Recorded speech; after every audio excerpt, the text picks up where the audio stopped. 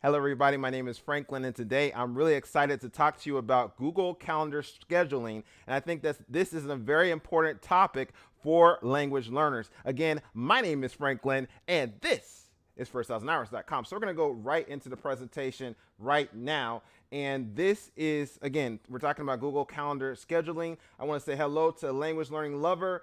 You said I'll be listening to it while driving, so I'm glad that you'll be able to listen in.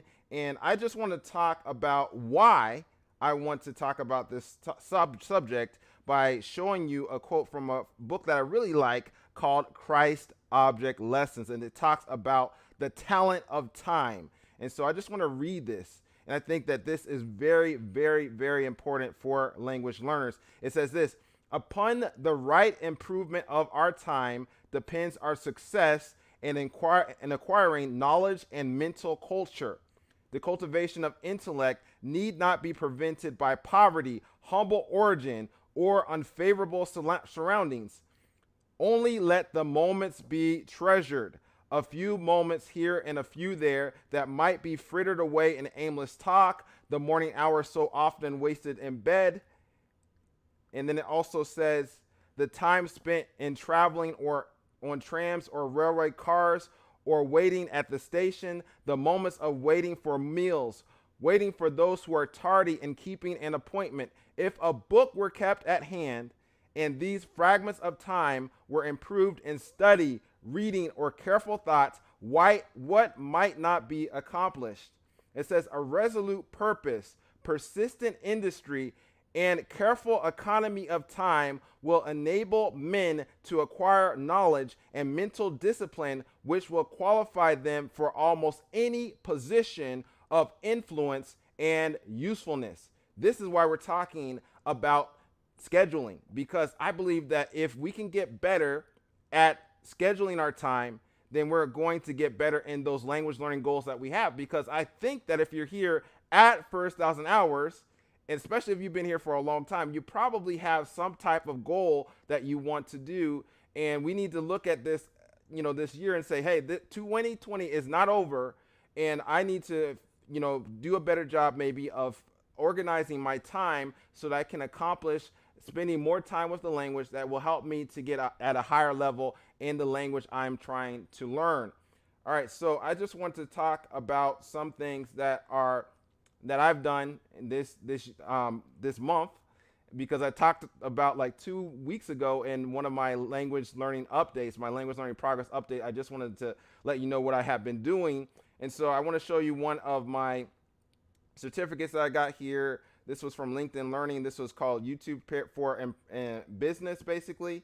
And this was an hour and 21-minute course. I finished that. And the reason why I show that certificate is because a lot of times I have not been focused on having a schedule during the month.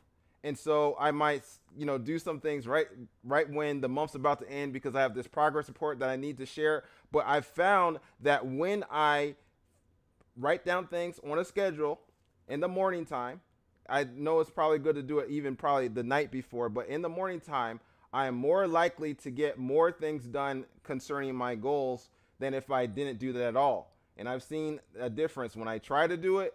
I do better. So I'm not saying that I'm exactly where I want to be at this point, but I have seen how scheduling has helped me. Okay, I want to show you something that I did yesterday. I finished this course. This was another LinkedIn Learning course. Again, this course was in Spanish. This was WordPress Practical.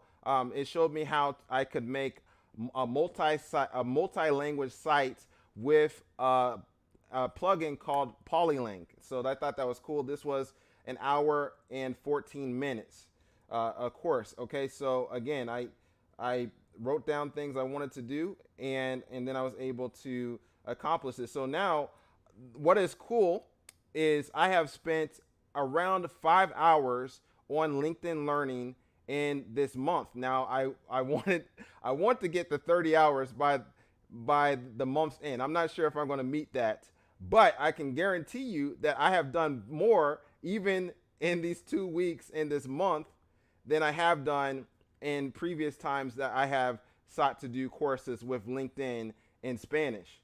And it's because, again, of having a focus, more of a focus. Okay, so I want to also, I talked to you about some of my victories. Now I want to talk to you about some of my struggles, and it's a thing where I might put something on my schedule, but then then it comes to that time and it's like, oh, I want to do something else. And I don't know if you struggled with that, but you put something on your schedule, you want to do something else. That's how I have been.